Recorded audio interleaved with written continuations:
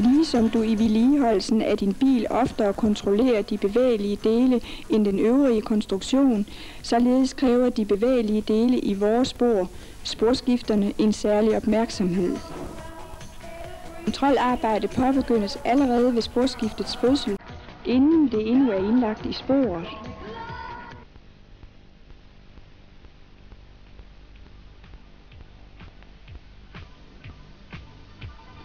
Sporskiftekortet, sporskiftets dåbsattest, indeholder alle sporskiftets data samt oplysninger om kontrolmålinger og vedligeholdelsesarbejder foretaget gennem skiftets levetid.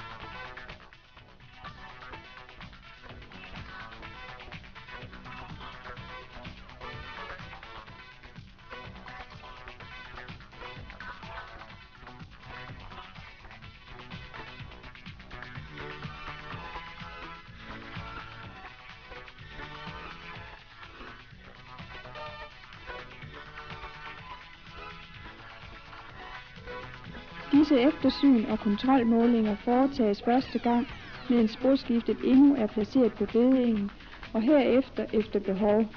Dog for sporskifter i tovvejsspor, centrallåste og centralbetjente sporskifter mindst hvert andet år, og i sidespor mindst hvert 5. år.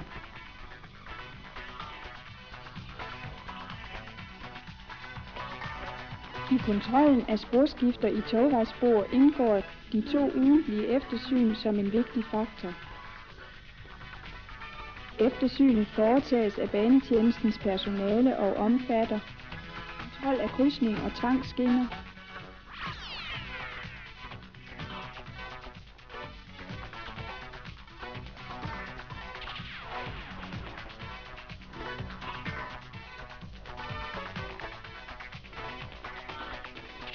kontrol af mellemskinner,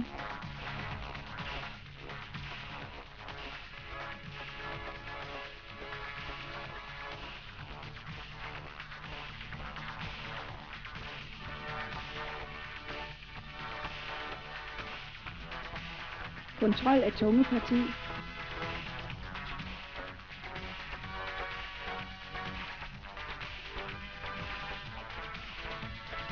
eftersyn af befæstelse og svælder i sporskiftet som helhed.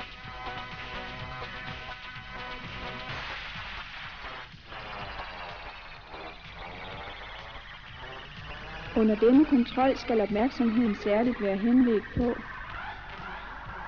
løse eller manglende bespændings- og befæstelsesdele, løse eller manglende svælgeskruer, udvidelse af svælgeskruehuller, glidemærker i tømmer eller på overside glidestole ved svælgeskruehoved, nedtrykning af yderkant glidestole.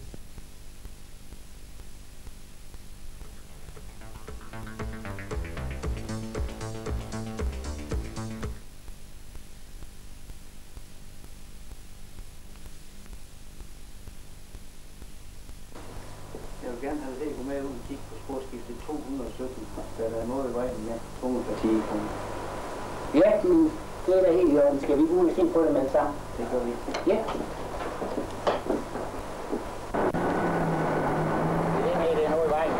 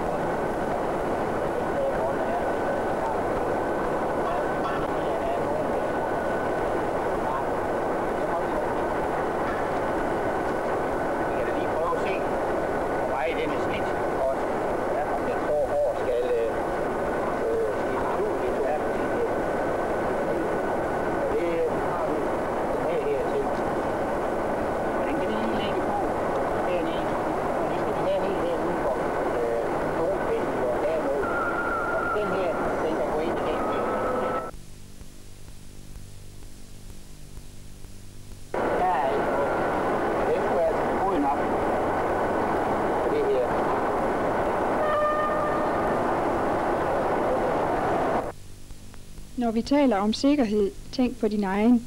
Stå aldrig på skinnen og slet ikke på tungen. Din fod kan komme i klemme.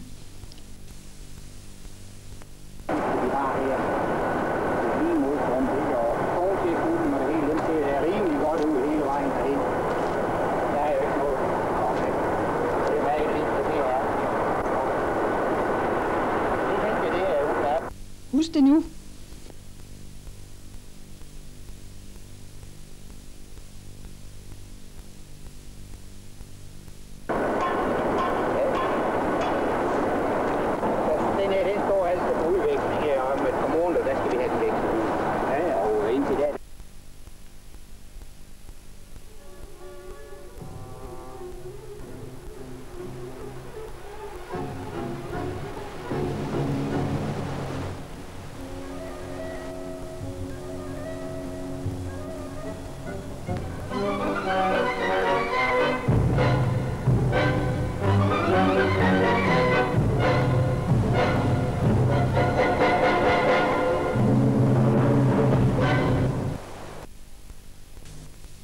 Uheldet er en kendsgerning. Omfanget overlades til fantasien.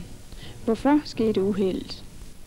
Det var jo lige forud ved eftersyn af sporskiftet og kontrolmåling med tungeslidmåler konstateret, at tungeslid og tungedækning var i orden, selvom befæstelsen var lidt løs. Lad os se situationen en gang til i langsom gengivelse.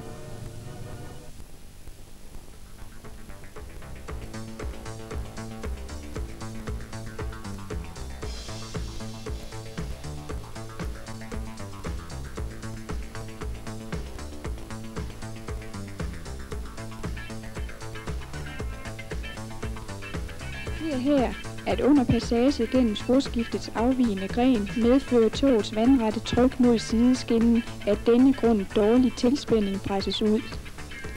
Da tungen, der via sporstængerne af sporskiftedrevet bliver fastholdt i sin korrekte stilling, ikke følger med sideskinnen, opstår der manglende tunges tilslutning under togpassage.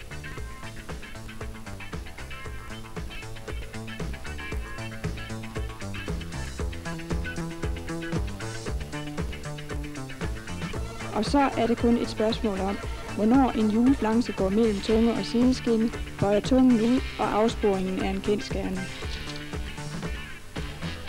Denne sideflytning af sideskinnen iagttages bedst under togpassage af vigesporet fra sporskiftets bagende. For at imødegå denne risiko skal opmærksomheden være henledt på blandt andet tungespidsdækning og afskalninger i tunge,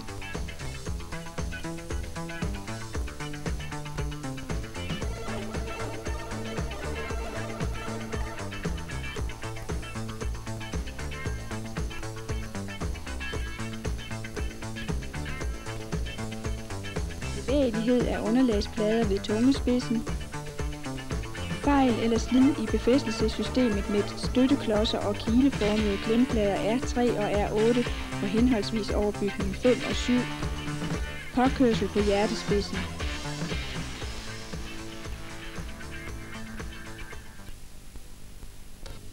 Hvor fejlen i tungeparti med videre skønnes at være til fare for driften ved fortsat kørsel i stam- eller vigespor, påsættes låsebolde til fejlen er afhjulpet.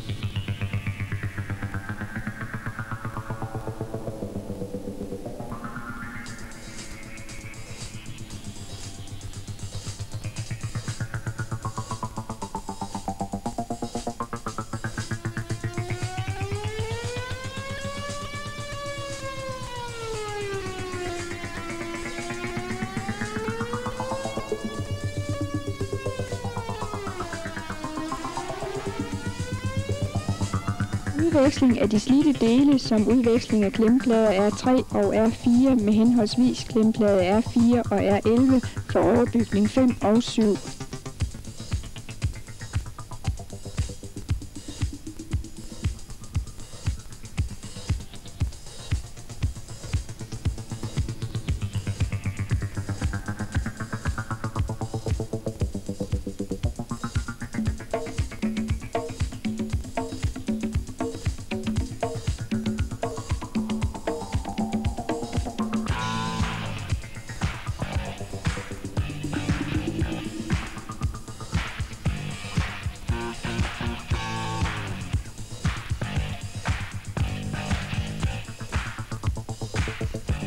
reparation ved svejser, udveksling af slidte eller defekte sporskifteelementer med assistance fra svejsere og eventuelt sikringstjenesten.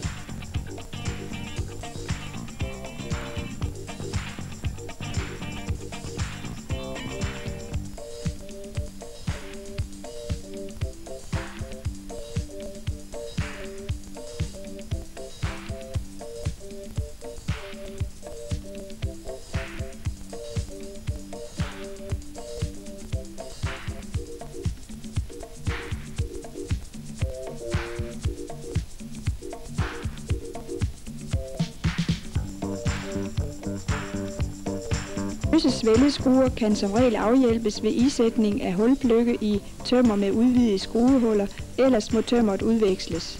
Såfremt fejlen kan afhjælpes med hulpløkke, fjernes de løse svelleskruer.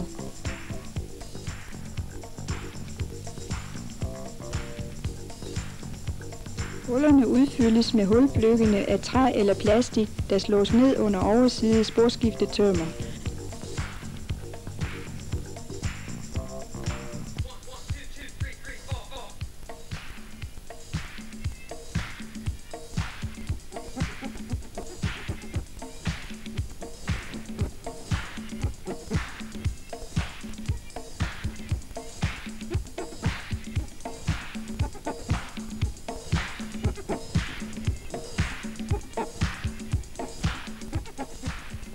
Skinnen rettes ind og fastholdes med spormål mens nye huller, såfremt der er benyttet hulpløkke af træ, bores og svelleskruerne igen er monteret.